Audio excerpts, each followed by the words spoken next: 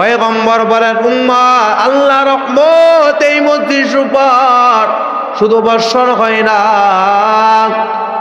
জমিনের মধ্যে বৈশা যখন আল্লাহর পাগল, কোরআনের পাগল আল্লাহর কথাগুলো শুনবে, আমার রব কত খুশি গো। পয়গম্বর বলেন, ওয়া যাকারাহুমুল্লাহু ফীমান ইনদা, আমার রব আসমানের উপর ফেরেশতাদের মজলিসে ওই বান্দা বান্দি সম্পর্কে আলোচনা করে। আল্লাহ আলোচনা করেন, আমার রব ডাক দিয়ে বলেন, ও ফেরেশতা তাকায় দেখো, ইদ্রিসিয়া হাফিজিয়া মাদ্রাসার ময়দানে আমি আল্লাহর পাগল, কোরআনের পাগল বান্দা বান্দিরা কেন জমিনের মধ্যে বসছে, তারা কি চায়, কি চায়? ফেরেশতারা ডাক দিয়ে বলে, মালিক ওই মানুষগুলো তোমার জান্নাত পেতে যায়, আল্লাহ তারা তোমার জাহান্নাম থেকে বাঁচতে চায়, আল্লাহ তারা তোমাকে পেতে চায়। আল্লাহু আকবার। আমার রব বলে, ও ফেরেশতা আমার বান্দা কি আমি আল্লাহ জান্নাত দেখছে কিনা গো, আমার বান্দাকে আমি আল্লাহ জাহান্নাম দেখছে কিনা, আমার বান্দাকে আমি আল্লাহকে দেখছে কিনা? ফেরেশতা আবার বলে, মালিক তারা তোমার জান্নাত দেখে নাই, আল্লাহ তারা তোমার জাহান্নাম দেখে নাই, আল্লাহ তারা তোমাকে দেখে নাই রে আল্লাহ। আল্লাহ না দেখা বসে পাওয়ার জন্য আমার রব ডাক দিয়ে বলে, আমি আল্লাহ আমার বান্দাকে জান্নাত দিতে চাই। আরো জোরে বলেন সুবহানাল্লাহ। আল্লাহ বলেন, আমি আল্লাহ আমার বান্দাকে জান্নাত দিতে চাই। আমি আল্লাহ যদি না চাইতাম হাজার হাজার মানুষ থেকে বাছাই কইরা আমি আল্লাহ তাদেরকে কোরআনে মজলিসে বসাইতাম না, ঠিক কিনা? কত দুনিয়াওয়ালা দুনিয়ার কাজে ব্যস্ত, কত মানুষ ঘুমের কাজে ব্যস্ত, কত যুবক হাসপাতালের বেডিং এর মধ্যে শুয়ে আছে গো, কিন্তু আল্লাহ তোমাকে দুনিয়ার বাজারে ব্যস্ত রাখে নাই, দুনিয়ার কাজে ব্যস্ত রাখে নাই, আল্লাহ হাসপাতালের বেডিং এ শোয়াই নাই। আমার রব তোমাকে আমাকে মোহাব্বত করে পছন্দ করে কোরআনে মজলিসে বসার তৌফিক দিয়েছে, ঠিক কিনা? কারণ ভালো কাজ চাইলেই করা যায় না, ভালো কাজ কারা করবে? পয়গম্বর বলেন, মাই ইউরিদিল্লাহু বিহি খায়রান ইউফাক্কিহু ফিদ্দীন। পয়গম্বর জানায় দেন, উম্মত আল্লাহ যার ভালো চায়, আল্লাহ যার কল্যাণ চায়, আমার রব যার সফলতা চায়, ওই বান্দা বান্দি আল্লাহ জমিনে ভালো কাজ করতে পারে। সুবহানাল্লাহ। বলে আল্লাহ চাইলে বান্দা ভালো কাজ করতে পারবে। এই জন্য যুবক ভাই, বৃদ্ধ বাজার, পর্দার আরে মা বলতেছিলাম, এই সমস্ত মজলিসের কত দাম। পয়গম্বর ভিন্ন জায়গায় বাজার, ওই উম্মত গুলো যখন আল্লাহর প্রেম ভালোবাসা নিয়ে মজলিসের মধ্যে বসিয়া যায়, এ উম্মত তোমার জীবনে জানা অজানা কত সগীরা গুনাহ করছো গো, গুনার গুনাহ, বান্দার হাতের দ্বারা গুনাহ, বান্দার পায়ের দ্বারা গুনাহ, বান্দার চোখের দ্বারা গুনাহ, বান্দার পায়ের দ্বারা গুনাহ, বান্দা 24 ঘন্টা গুনাহ গুনাহ করিয়া ফেলা।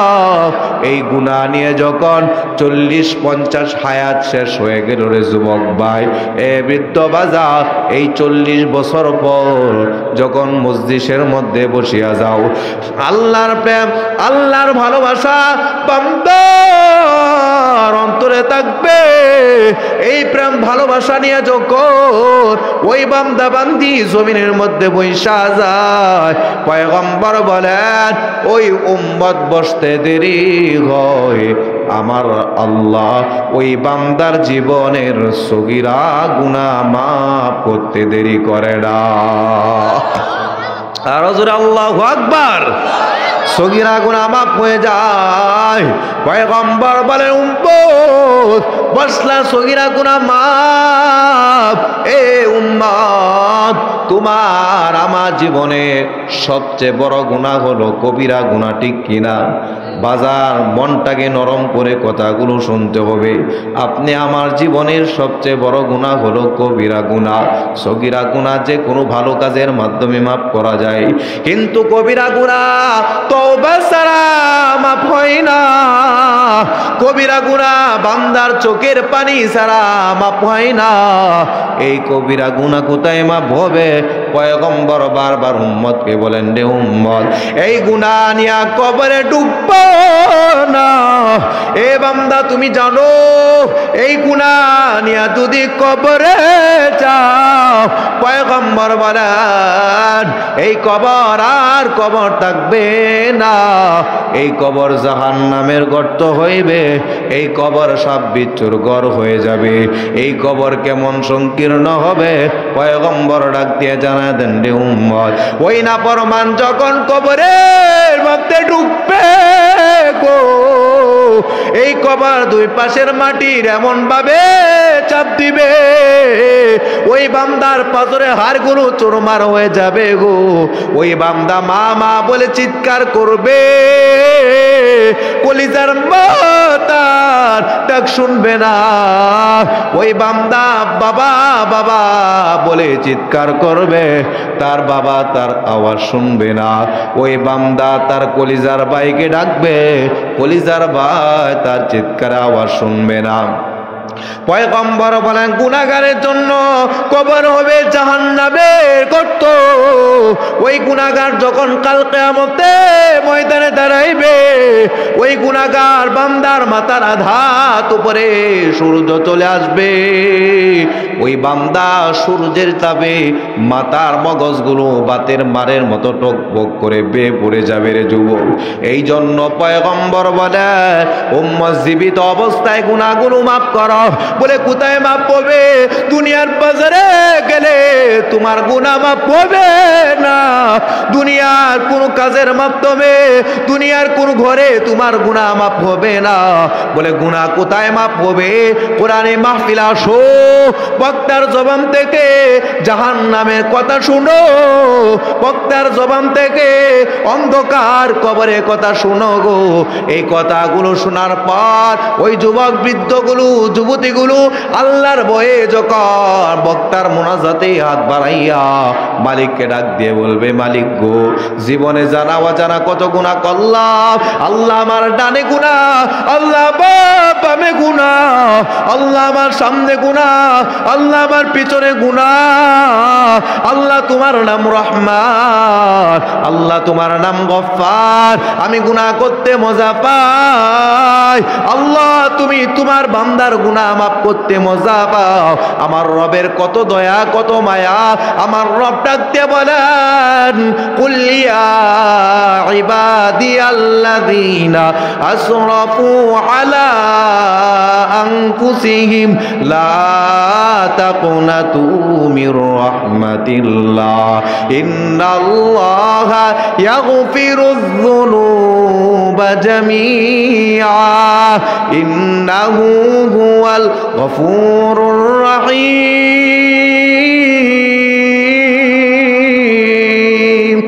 या इलाही तू मेरा माबूद है, या इलाही तू मेरा माशूक हो गई, या इलाही तू मेरा रहमान है, या इलाही तू मेरा रहीम है, या इलाही तू मेरा गफ्फार है, या इलाही तू मेरा सत्तार है, या इलाही मुझसे मुझको दूर कर, ताकि देखो मुझ में तुझको। एक नजर अल्लाहु अकबर। আমার রবের কত দয়া। আল্লাহ ডাক দিয়া বলেন, কুল ইয়া ইবাদি, পয়গম্বর আমার গুনাহগার নাফরমান বান্দা বান্দিকে ডাক দিয়া জানায়া দেন, আলা আনফুসিহিম, যারা নফসের উপর জুলুম করেছে, নফসের উপর অন্যায় করেছে, যারা এখনো আমি আল্লাহকে চিনতে পারে নাই, দুনিয়ার মায়া পয়রা আমি আল্লাহকে ভুলে গিয়েছে, ওই সমস্ত নাফরমান বান্দা বান্দিকে জানায়া দেয়, বান্দা তোমার বয়স 50 হয়েছে, 80 হয়েছে, 80 বছর পর্যন্ত গুনার পাহাড়ে ছিলা, তোমার রব ডাক দিয়ে বলেন লা তাকুনাতু মির রাহমাতিল্লাহ, এ বান্দা কোনো টেনশন না, এ বান্দা 80 বছর গুনাহ করছো গো, দুনিয়ার সবাই তোমাকে তাড়ায়া দেয়, কিন্তু আমি আল্লাহ আমার বান্দাকে তাড়াই না। আল্লাহু আকবার। এ বান্দা তোমার গুনার কবর দুনিয়ার সন্তান জানে না, গুনার কবর তোমার কলিজার বেবি জানে না, গুনার কবর তোমার সমাজের মানুষ জানে না, কিন্তু আমি আল্লাহ জানি বান্দা কোন জায়গায় কিভাবে গুনাহ করছো, ঠিক কিনা? আল্লাহ বলে বান্দা আয় আয় আয়, আমি আল্লাহর দরজায় এসে আমি আল্লাহকে ডাক দিই। এ বান্দা যখন আমি আল্লাহকে ডাক দিবা গো, আমি আল্লাহর কেমন দয়া, আমি আল্লাহর কেমন মায়া, এই বান্দা ডাক দিয়া চোখের পানি পালাইতে দেরি করবা গো, আমি আল্লাহ ইন্নাল্লাহা ইয়াগফিরুদ যুনুবা জামিআ, ওই বান্দার জীবনের সমস্ত গুনাহ মাফ করতে দেরি করি না। আল্লাহু আকবার। আর জোরে আল্লাহু আকবার বলে আল্লাহকে ডাক দিলে আল্লাহর দয়া বেশি হয়, ঠিক কিনা? আল্লাহর চেয়ে বড় দয়াশীল রব আর কেউ আছে কিনা? জোরে বলেন আছে কিনা? ডাক দিয়া বলেন আল্লাহ, আর জোরে আল্লাহ আল্লাহ আল্লাহ আল্লাহ। এই জন্য বাজান বলতেছিলাম, এই সমস্ত মাহফিলের পরিবেশে আপনি নিজেকে গুনাহমুক্ত বানাইতে পারবেন, এর বাইরে যা যাবেন শুধু গুনাহ আর গুনাহ, ঠিক কিনা? আল্লাহ রাসূল নিজেই বলছেন হুব্বুদ দুনিয়া রাসু কুল্লি খতিয়া, দুনিয়াটা হলো গুনাহের মূল, দুনিয়ার মায়া ভালোবাসা হলো গুনাহের কারখানা। জোরে এখন ঠিক কিনা? যত মায়া লাগাবেন ততই গুনার কারখানায় ঢুকবেন, আর এই সমস্ত মজলিসে যত বসবেন তত বেশি আল্লাহর ভয়, আল্লাহর প্রেম ভালোবাসা ঢুকবে, ঠিক কিনা? আল্লাহ তাআলা শেষ পর্যন্ত কবুল করে বলে আমিন। শেষ পর্যন্ত থাকবেন কে কে? হাত উঠে আল্লাহকে দেখান। মাশাআল্লাহ, নারে তাকবীর, মাশাআল্লাহ। আল্লাহ কবুল করে বলে আমিন। এখন আমাদের মূল আলোচনায় ঢুকে যাই। শুনেন, আমি যে আয়াত তেলাওয়াত পেশ করেছি, আল্লাহ পাক রব্বুল আলামিন এখানে একজন খাঁটি পরিপূর্ণ সফল জান্নাতি মুমিনের পরিচয় দিয়েছেন। সুবহানাল্লাহ। বুঝছেন কথা? ভালো করে বুঝতে হবে। একজন পরিপূর্ণ খাঁটি সত্যবাদী সফল জান্নাতি মুমিনের পরিচয় দিয়েছেন কে? আরো জোরে বলে কে? আল্লাহ পাক রব্বুল আলামিন এই আয়াতগুলোর মধ্যে একজন খাঁটি সফল মুমিনের 5টার গুণের আলোচনা করছে। কয়টা গুণ? 5টা গুণ। আল্লাহ তাআলা বলেন এই গুণাগুলি খুব দামি আলোচনা, কিন্তু এদিক সেদিক মনোযোগ দেওয়া যাবে না। আজকের আলোচনা ফাইনাল আলোচনা এটা। এখান থেকে আপনি বুঝতে পারবেন আপনি কতটুকু খাঁটি মুমিন না আপনার ইমানের মধ্যে ভেজাল আছে, ঠিক কিনা? এখান থেকে স্পষ্ট হওয়া যাবে। আল্লাহ পাক রব্বুল আলামিন বলেন কোন মুমিনের ইমানের মধ্যে যদি 5টা গুণ পাওয়া যায়, কয়টা গুণ? আরো জোরে বলেন কয়টা গুণ? 5টা গুণ। আল্লাহ পাক রব্বুল আলামিন বলেন কোন ইমানদার বান্দা বান্দির ইমানের মধ্যে যদি 5টা গুণ পাওয়া যায়, ওই ইমানদার বান্দা বান্দি আমার কাছে কেমন দামি হয়ে যায়। আল্লাহ পাক রব্বুল আলামিন ডাক দিয়ে বলেন উলাইকা হুমুল মুমিনুনা হাক্কান। আল্লাহু আকবার। আল্লাহ তাআলা বলে বান্দা এই 5টা গুণ যদি তোমার ইমানের মধ্যে পাওয়া যায়, ওই বান্দা আমার জমিনে সত্যবাদী এবং সফল জান্নাতি মুমিন হয়ে যায়। সুবহানাল্লাহ। আরো জোরে বলেন সুবহানাল্লাহ।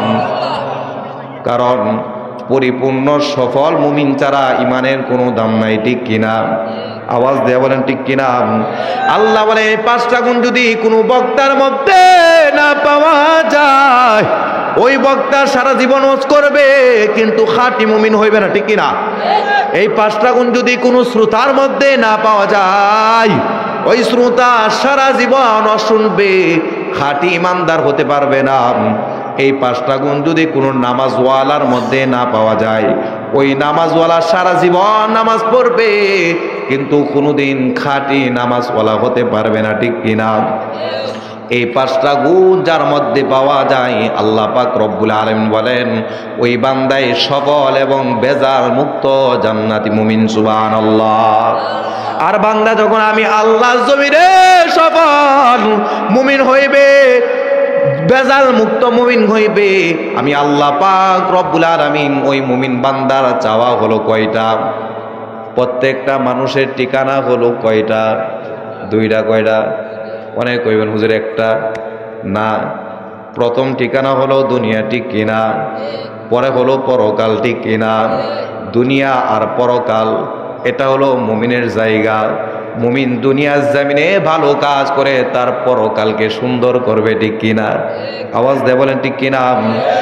আল্লাহ তাআলা বলেন প্রত্যেকটা মুমিনের চাওয়া আমি আল্লাহর কাছে চাই আল্লাহ যেন আমাকে দুনিয়াতে শান্তিময় হায়াত দান করেন এবং পরকালে যেন চিরমুক্তির ব্যবস্থা করেন, ঠিক কিনা? এটা হলো মুমিনের চাওয়া। আর দুনিয়াওয়ালাদের চাওয়া দুনিয়াতে যতদিন থাকবো ততই আমি শান্তি চাই, পরকাল কি হবে না হবে দেখার কোনো বিষয় না, ঠিক কিনা? এটা হলো বেঈমান বেদিনদের চাওয়া, বেদিনদের মনের ইচ্ছা। আরেকজন খাঁটি মুমিনের ইচ্ছা কি? আল্লাহ আমাকে যতদিন দুনিয়াতে তুমি হায়াত দিবা ততদিন আমাকে সুন্দর একটা হায়াত দাও, শান্তিময় হায়াত দাও এবং পরকালে আমাকে চিরমুক্তির ব্যবস্থা করো, ঠিক কিনা? বলে চাইলেই হবে না। আল্লাহ তাআলা বলেন আমি আল্লাহ ওই মুমিনকে দুনিয়াতে শান্তি পরকালে চিরমুক্তি দিব যে মুমিন আমার জমিনে সফল হবে, সুবহানাল্লাহ। যে মুমিন আমার জমিনে পরিপূর্ণ সত্যবাদী মুমিন হবে, সুবহানাল্লাহ। ওই বান্দার জন্য 1 নম্বর পুরস্কার আল্লাহর পক্ষ থেকে আল্লাহ ডাক দিয়ে বলেন মান আমিলা সলিহাম মিন যাকারিন আও উনসা ওয়া হুয়া মুমিনু ফালানুহইয়ান্নাহু হায়াতান তাইয়্যিবা ওয়ালানাজজিয়ান্নাহুম আজরাহুম বিআহসানি মা কানু ইয়ামালুন। আল্লাহ তাআলা বলেন এই বান্দা যখন আমার জমিনে সফল এবং পরিপূর্ণ মুমিন হতে পারবে, পুরুষ হোক নারী হোক, আমি আল্লাহ ওই বান্দাকে দুনিয়াতে কেমন হায়াত দান করব? আল্লাহ বলেন হায়াতান তাইয়্যিবা, আমি আল্লাহ ওই বান্দাকে আমার জমিনে উত্তম হায়াত দিব, সুবহানাল্লাহ। আমি আল্লাহ ওই বান্দাকে সুন্দর হায়াত দান করব, সুবহানাল্লাহ। আমি আল্লাহ ওই বান্দা বান্দিকে আমার জমিনে মধুময় হায়াত দান করব, সুবহানাল্লাহ। বুঝতেছেন কথা? বুঝতেছেন? ভালো করে বুঝতে হইব। শান্তি চায় না এমন কোন মানুষ আছে? চুরে চুরি করে গেলে শান্তি লাগে, বাটপারে বাটপারি করে গেলে শান্তি লাগে, ডাকাতে ডাকাতি করে গেলে শান্তি লাগে, ঠিক কিনা? একজন আরেকজনের সম্পদ আত্মসুদ করে কেন শান্তি লাগে, ঠিক কিনা? শান্তি চায় না এমন কোন মানুষ দুনিয়াতে নাই। আল্লাহ বলে বান্দা চাইলে শান্তি পাইবা না, শান্তি দেওয়ার মালিক কে? আরো জোরে কে? আল্লাহ বলে বান্দা আমার জমিনে শান্তি যদি পেতে চাও আমি আল্লাহর পক্ষ থেকে তোমাকে শান্তি পেতে হবে। বলে আমি আল্লাহর পক্ষ থেকে সবাই শান্তি পাইবে না, আমি আল্লাহর পক্ষ থেকে সুন্দর শান্তিময় জীবন তারা পাইবে গো যারা আমার জমিনে পরিপূর্ণ সফল মুমিন হইবে। কার কথা? আল্লাহর কথা। আল্লাহ বলেন এ বান্দা যখন আমার জমিনে সফল মুমিন হইবা, এ বান্দা তোমার চাওয়া ছিল আল্লাহ দুনিয়াতে শান্তি পরকালে চিরমুক্তির ব্যবস্থা করে দাও। আমার রব ডাক দেওয়ার ওই বান্দার চাওয়া ছিল আল্লাহ আমাকে চিরমুক্তির ব্যবস্থা করে দাও। ওই সবল মুমিনের জন্য আমি আল্লাহর পক্ষ থেকে পরকালে সুসংবাদ হলো ফামান যুহজিহা আনিন নার ওয়া উদখিলাল জান্নাতা ফাকাদ ফাজ। আল্লাহু আকবার। আল্লাহ বলেন, এ বান্দা আমার জমিনে তোমার ঈমান ছিল ভালো, এ বান্দা আমার জমিনে তুমি সফল মুমিন ছিলা, আমি আল্লাহ তার প্রতিদান কাল কিয়ামতের ময়দানে যাদেরকে জাহান্নাম থেকে মুক্ত কইরা জান্নাত দান করব তারাই হবে সফল মুমিন। সুবহানাল্লাহ। বলে সফল মুমিনকে আমি আল্লাহ কাল কিয়ামতের ময়দানে জাহান্নাম থেকে মুক্ত কইরা জান্নাতের মালিক বানায় দিব। সুবহানাল্লাহ। তাহলে আমাদের চাওয়া পূরণ হলো ঠিক কিনা? আল্লাহ বলে, বান্দা আগে আমি আল্লাহ চাওয়া পূরণ করো। আমি আল্লাহ চাওয়া ছিল আমার জমিনে তোমার ঈমানকে ভালো রাখবা, আর আমি আল্লাহ তোমার চাওয়া দুনিয়াতে শান্তি, পরকালে চিরমুক্তির ব্যবস্থা করে দেব। এ বাজান কথাগুলো দিলের কান দিয়ে ভালোভাবে বুঝতে